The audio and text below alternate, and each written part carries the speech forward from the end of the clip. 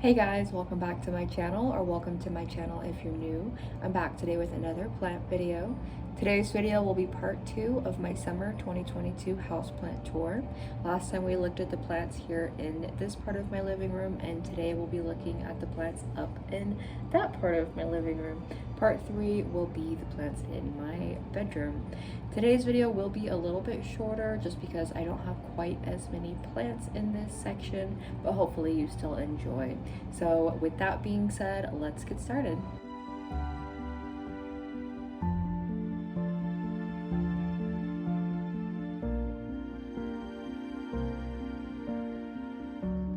Okay guys, so we're gonna start on my little kitchen bar, and I only have a couple plants over here. I have this Philodendron Imperial Red,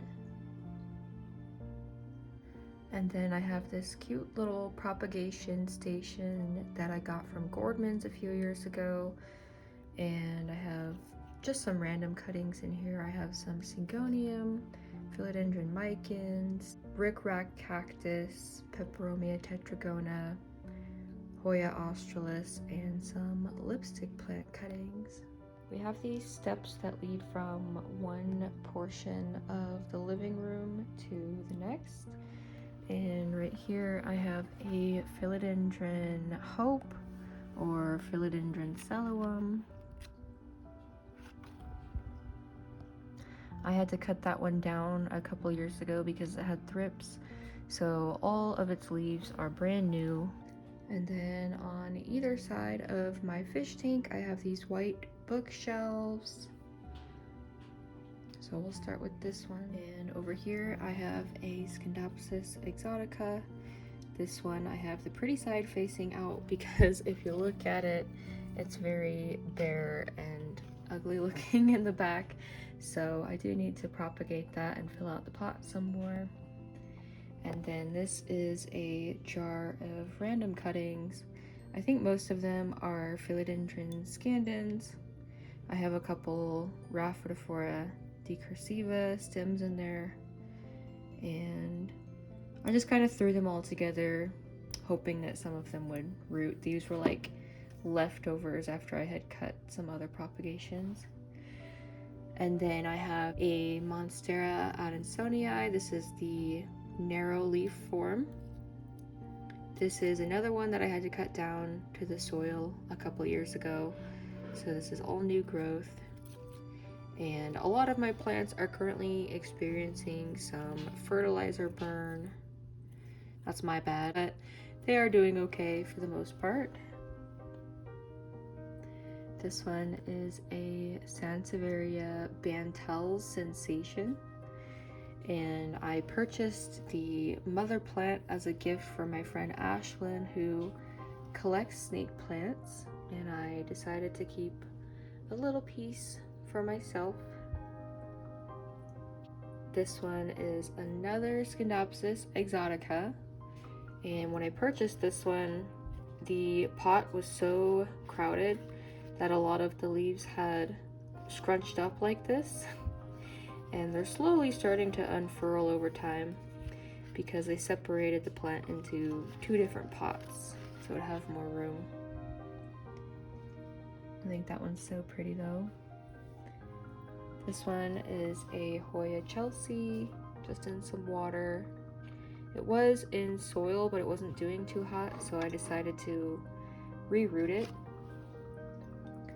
And the roots are coming back in pretty nicely. I need to change this water. It's got a lot of gunk and dirt floating around in there, but the leaves have firmed back up, and I think it's gonna be okay. This one is a Rhaphidophora Heyi, or Heyi. I've heard it said both ways, but I searched everywhere for this one a couple summers ago and eventually found it at a King Soopers. It's pretty cool the way it shingles up the board like this, and mine has this little vine coming off the side here. This one is a Peperomia Cubensis. It's one of the few peperomias that I do very well with. In general, peperomias do not like me, but this one seems to, which is good.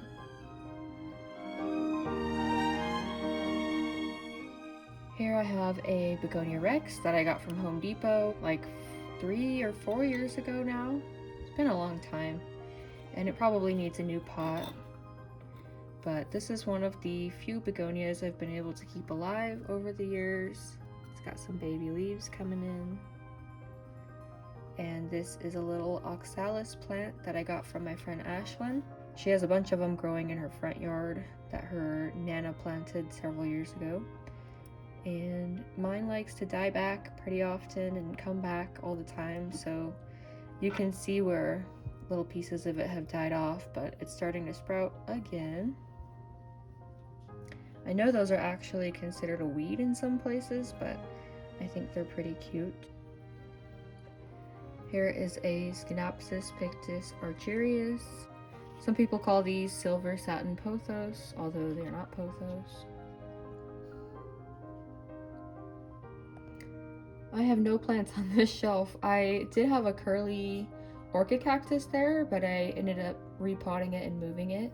The shelves over here do not really get a ton of light, so I have a lot of lower light tolerating plants over here. And of course a cactus was not doing well. Here I have a Jade Pothos. It used to be much larger, but I got it back when I was first getting into plants, and I killed off most of the mother plant, sadly. But I've had this piece for like 4 years. This one is just a regular green Hoya Carnosa. And then this one's really sad, so don't judge me. This one is a Philodendron Goldii, and for some reason all the leaves died off. I really don't know why, but see that little piece of green peeking out? That means it's still alive and it's gonna sprout a new leaf for me, so that's good. Here are all my fishies in my 20-gallon tank. I have some Serpent tetras and some panda cories. So cute. And all of the plants in there are real. I think most of them are Anubias. I did have some Java ferns in there at one point, but those kind of look too scraggly, so I took them out. I like these because they actually flower, and the flowers kind of look like peace lilies to me. They're pretty cool. Moving on.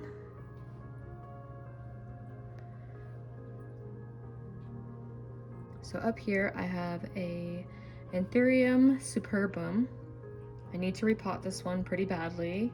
It hasn't been growing at all, and I think that's because it's in way too small of a pot. I've had it in this pot for like 2 years, so I think it's kind of angry. This one is some type of Aglaonema. I don't do good with Aglaonemas. I've actually killed every one that I've owned thus far, and this is all that's left of this one. It used to be big and beautiful. Anyway, here I have a Sansevieria. I think this one is a Kirkii or Kirky. I don't know. Sansevierias, if I'm being honest, they all kind of look the same to me. They're kind of hard to identify, but I thought this one was cool because it has kind of curly patterns on the leaves. And I got this one from a really small family-owned nursery, so that made it a little more special, I thought. And please ignore the hard water stains on all my plants. That's just gonna happen. Here I have a Fin Sansevieria, and my friend Ashlyn that I mentioned was searching everywhere for one of these. I think she ended up paying like 80 bucks for one about this size. I found mine about a month later, and I think I paid $30 for mine. It was just one leaf, and then it sprouted this one in the course of like 1 week. But that was over a year ago, and it hasn't grown at all since then, so hopefully soon. This one is Sansevieria Sayori, something like that. These are cuttings from one of Ashlyn's plants that I rooted in water. And then I have this ivy. I honestly hate this thing. but it has stuck around for years now, and I can't seem to get rid of it. It's been through several bug infestations, and I neglect this thing. Down here, I have a Skindapsis trubii Moonlight cutting. If you don't give these guys ample humidity, then the leaves crisp up like this. So I have been neglecting this poor guy a little bit. And then I have a Starfish Sansevieria right here. It has a couple little babies. And then another Skindapsis exotica. This is the second half of that plant I showed you earlier that I said I had to split into two. And it's growing. It's got a lot of little baby leaves coming in. I will never get tired of looking at exoticas. I love them so much. Down here I have a very sad black pagoda lipstick plant. And I used to have a much larger one, but it was sadly attacked by thrips. And there are no more bugs, but the plant is very, very sad. And hopefully it'll regrow. I need to give it some brighter light as well. But my new place does not have a ton of bright light, so I have to choose very sparingly which plants get access to it. This one is a Hoya Carnosa Compacta. And I had this one before I had that larger one I showed you in part 1. I might end up selling this one because I'm at the point where I don't really want duplicates in my collection since I have so many plants. But I kind of get attached to everything, so it's kind of hard for me to let go of some of them. And then I have a Sansevieria Samurai that hasn't grown at all, but it looks pretty cool. That's everything on these white shelves. And we're moving on to these built-in shelves, which are kind of cool. This is like my curiosity wall, I suppose. I have a lot of skulls and preserved flowers and that kind of thing over here. I really like the look of it. And up top I have a ZZ plant that Jessie brought home for me from Target a couple years ago. And then I have a global green pothos that I got from King Soopers, I think in March, around that time. It was near my birthday, I remember that. And then I have a Raven ZZ that I also got from King Soopers, and that one I got, I believe, in 2020, November. It was whenever my friend Ashlyn was searching for one, and I ended up getting one for her birthday, and I got myself a matching one, of course. And then a Monstera Peru. That one is from Lowe's, I believe. And then a Philodendron Scandens, or a heartleaf philodendron, that I got from King Soopers a couple summers ago. I think I paid $13 for that. It's huge. And it trails all the way down, almost to the floor actually, which is really cool. On the shelf here, I have a little handmade terrarium. It used to be an old peppermint jar. And I have a Nepenthes, or pitcher plant, in there. And that one is from Home Depot. I think I paid like $3 for that plant a couple years ago. And then I have another Monstera Peru. I paid way too much for this one. I think we paid like $50 for this one around Valentine's Day. And that's okay, I don't regret it because it has a lot of sentimental value to me since it was a Valentine's gift and it was, you know, part of a fun memory. And then I have a Polyonia Repenz. I think this one's sometimes called a watermelon vine, but mine has lost a lot of its coloring. The leaves normally look more striped. Let me see if I can find one that has the nice coloring on it. Not really, but anyway, it's doing okay. I think that it probably wants higher humidity than I can offer it right here, but I have kept it alive for over a year now, so that's good. And then I have a Sansevieria Fernwood. I got this one from a little mall kiosk, I think in 2019, a long time ago, and it's finally growing a leaf. It has a little baby stem coming out here. This is a random jar of snail. I mentioned in the last video that I ended up keeping some pest snails in a terrarium. Some of them are in this one. I like to feed them and keep them alive because it's not their fault they decided to hitchhike on one of my plants. And then I have a Calycea Repens, I think. It's dying, but it's been dying for like 2 years. So yeah, I don't do well with this type of plant. Anything that's like Tradescantia or related to Tradescantia, they kind of hate me, but that's okay. The feeling is a bit mutual. I have another Monstera Peru, and this one I think is from Walmart, I'm pretty sure. And I've taken so many cuttings off of this one. It kind of looks terrible now, but that's okay. And then this one was a Philodendron Xanadu, but I had to chop it down, and it hasn't really regrown yet, but there is some green peeking out over there, so I have hope. And then I have another very sad black pagoda lipstick plant,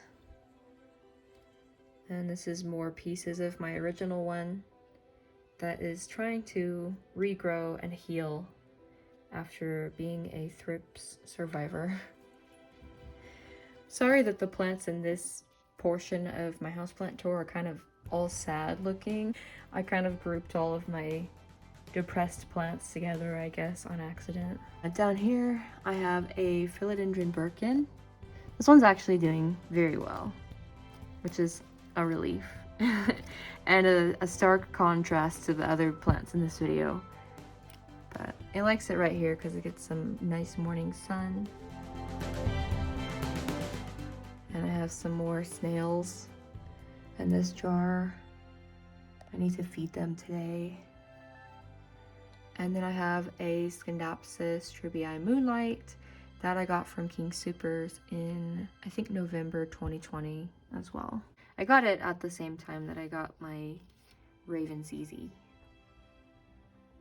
This one gets a little better humidity because it's right next to the bathroom and right next to the laundry room. And down here under these shelves, I have a Norfolk pine tree that Jesse bought me last year around Christmas time because I wanted a live Christmas tree and he didn't, so we compromised.